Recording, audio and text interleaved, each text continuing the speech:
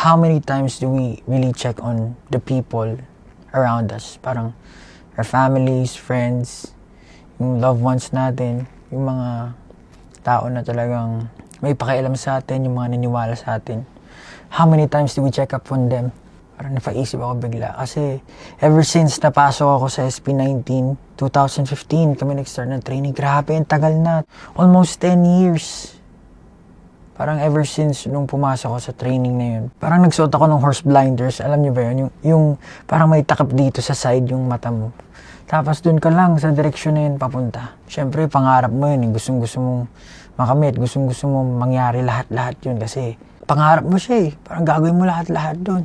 That was 10 years ago. Sabay-sabay namin siyang ginawa. Ang dami nangyari. Sumuko kami, nag-quit kami, bumalik kami. Talagang ginawa namin lahat. Pero mapaisip ako parang sa sobrang tindi ng pangangarap mo, sa sobrang tindi ng goal mo. Ako pa naman, hindi ako magaling mag-multitask. Kapag may isang bagay, lalo na sa sayaw, nahihirapan ako kumanta at sumayo ng sabay. Kapag may ginagawa ko, gusto ko nakafocus lang ako sa isang bagay. Parang ganun yung nangyari sa amin. Ganun yung nangyari sa akin. Focus lang ako dito. To the point na parang sa sobrang paghahabol ko sa goals ko, nakalimutan ko na yung family ko, nakalimutan ko na yung friends ko, nakalimutan ko na yung dahilan kung bakit ako nag-start.